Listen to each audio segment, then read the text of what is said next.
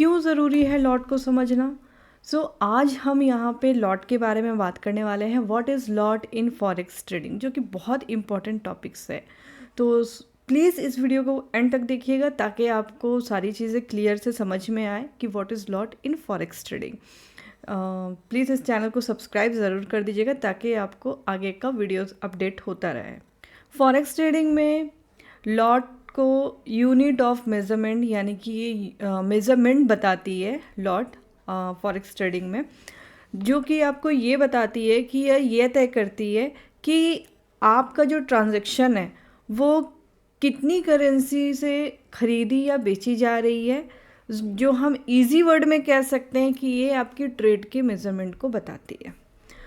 इसमें आप यहाँ पे देख सकते हैं जैसे कि what is lot, the size of the lot directly impacts the amount of money you gain और लॉस पर पिप मूवमेंट।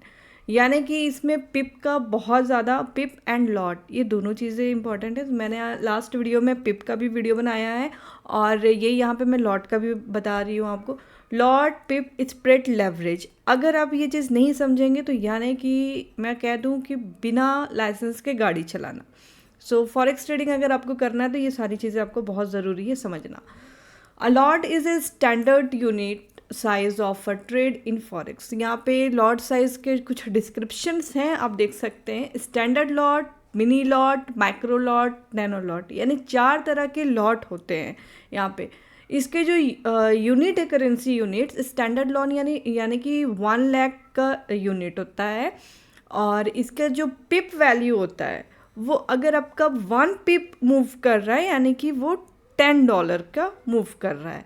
मिनी लॉट जो है वो आपका 10,000 यूनिट का है जिसमें 0.1 लगाया जाता है और इसका अगर मूवमेंट होता है तो $1 यानी 1 पिप का $1। माइक्रो लॉट जो है वो $1,000 यूनिट का होता है जिसको 0.01 यानी कि अगर उसका मूव होता है तो 1 पिप यानी कि 0.01 पिप यानी कि $0.1। नैनो लॉट जो होता है वो $100, 0.01 का यानी कि मूव होता है तो उसको $0.01 का प्रॉफिट होता है, चाहे वो प्रॉफिट हो चाहे लॉस हो। तो यहाँ पे 4 तरह के स्टैंडर्ड लॉट्स होते हैं। जो स्टैंडर्ड लॉट्स का साइज़ होता है वो तो मैंने आपको बता दिया, मिनी लॉट्स का भी साइज़ आपको बता दिया, मैक्रो लॉट, नैनो लॉट, ये सारे साइज़ आपको मैंने बता दिए। नेक्स्ट हम आते हैं क्यों ज़रूरी है लॉट को समझना। लॉट साइज आपके रिस्क और पोटेंशियल प्रॉफिट एंड लॉस को आपको प्रभावित करती है। बड़ी लॉट साइज़ का मतलब है यानी कि बहुत ज़्यादा प्रॉफिट और बहुत ज़्यादा लॉस।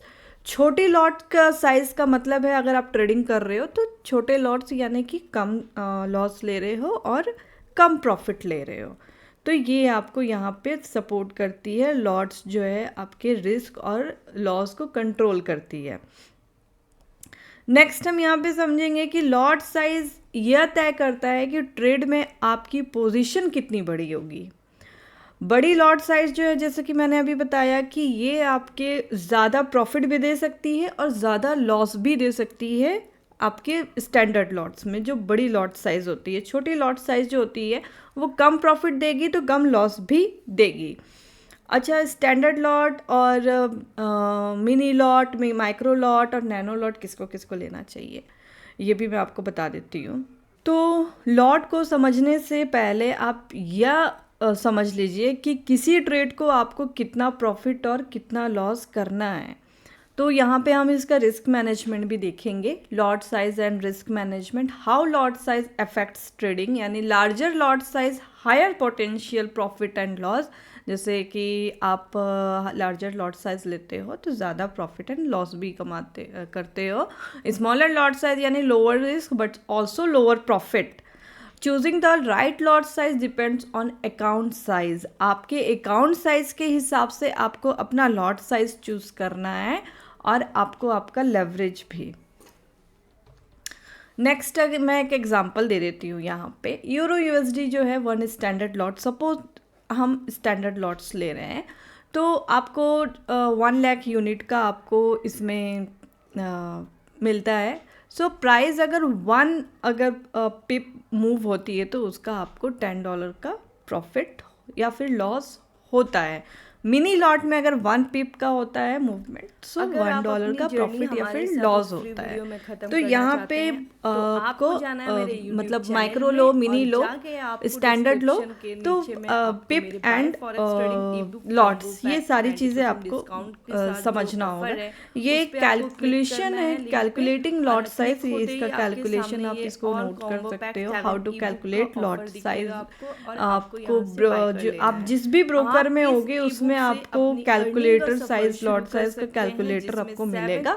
सो यहाँ पे कुछ इस तरह से मैंने ये फॉर्मूला बनाया हुआ है। Lot size is equal to risk, आपका जो रिस्क है पर ट्रेड, आप कितना रिस्क ले रहे हो, कितना आप लॉस ले रहे हो, आपको उसका पिप्स कैलकुलेट करना है। और लॉट साइज के हिसाब से आपका हर ट्रेड पे आपका रिस्क भी मतलब होना चाहिए, और उसका आपको पिप वैल्यू भी निकाल के उसके बाद आपको ट्रेड करना है। यहाँ पे जो है ट्रेडिंग प्लेटफॉर्म लाइक इसका जो प्लेटफॉर्म है वो मेटा ट्रेडर 4 और 5 ऑफर्ड लॉट साइज कैलकुलेटर, और risk management tools are available to plan trades. So demo account पे पहले आप प्रैक्टिस करिए, उसके बाद फिर आप इसमें रियल अकाउंट में अपना कैपिटल लेके आप उतर सकते हैं। इसमें सबसे ज़्यादा इम्पॉर्टेंट होता है रिस्क टू रिवॉर्ड रेशियो को मैनेज करना। तो आपको सबसे ज़्यादा इम्पॉर्टेंट यहाँ पे समझना होगा रिस्क टू रिवॉर्ड रेशियो। मैं इसके ऊपर भी एक वीडियो बनाऊंगी, बट यहाँ पे हम कुछ थोड़ा सा समझ लेते हैं। फॉरेक्स में सफल होने के लिए यह ज़रूरी है कि रिस्क टू रिवॉर्ड रेशियो आपका सही होना चाहिए। लॉट साइज चुनने से आपको पहले ये पता होना चाहिए कि आपका कितना लॉस और कितना प्रॉफिट, और आपके कैपिटल के हिसाब से आपको लॉट साइज आपको चुनाव करना चाहिए। आपको लेवरेज का भी आपको सही तरीके से आपको उसका उपयोग करना है। फॉरेक्स ट्रेडिंग में लेवरेज का इस्तेमाल होता है, जिससे आप अपनी जो पूंजी है, यानी जो आपका कैपिटल है, आपका चाहे छोटा कैपिटल हो या बड़ा कैपिटल हो, उसके पोजीशन को वो ओपन करती है। लेकिन अगर आप बहुत बड़ा लॉट चुनते हैं तो लेवरेज के कारण आपका नुकसान भी बहुत बड़ा हो सकता है। इसलिए लेवरेज और लॉट ये आपको बहुत ही सोच समझ के आपको आपका अकाउंट में चुनना है। अब यहाँ पे मैं एक छोटा सा आपको बात बोलूँगी। अगर आप स्कैल्पिंग या डे ट्रेडिंग या स्विंग ट्रेडिंग करते हैं तो आपको लॉट साइज़ यहाँ पे बहुत ज़्यादा ज़रूरी है कि उसके हिसाब से आप स्विंग और या फिर स्कैल्पिंग या फिर आप डे ट्रेडिंग कर रहे हो तो आपको यहाँ पे लॉट साइज़ बहुत ज़्यादा इम्पॉर्टेंट होता है। स्कैल्पिंग में छोटी लॉट साइज़ बेहतर होती है। अगर आप स्कैल्पिंग कर रहे हो तो बहुत छोटी सी लॉट साइज़ लीजिए, क्योंकि कई ट्रेड ओपन और क्लोज किए जाते हैं। अगर लॉन्ग टर्म ट्रेडिंग में आप कर रहे हैं तो उसमें बड़ी लॉट साइज़ ले सकते हैं, लेकिन आपका जो रिस्क है वो देखते हुए, सो आपको अपना रिस्क ध्यान पे रखते हुए आपको अपना लॉट साइज़ लेना है। जस्ट मैंने यहाँ पे कुछ देर पहले ही कहा कि लॉट को समझे बिना ट्रेडिंग करना ऐसा है जैसे बिना लाइसेंस के गाड़ी चलाना। तो यह आपकी कैपिटल को सुरक्षित मतलब सेफ भी रखता है।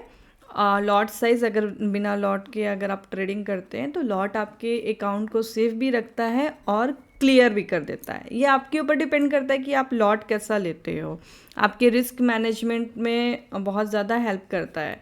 सो लॉट साइज़ आप चुनते समय हमेशा अपना कैपिटल और मार्केट की जो स्थिति होती है वो आपको बहुत ज़्यादा इम्पॉर्टेंट है ध्यान में रखना।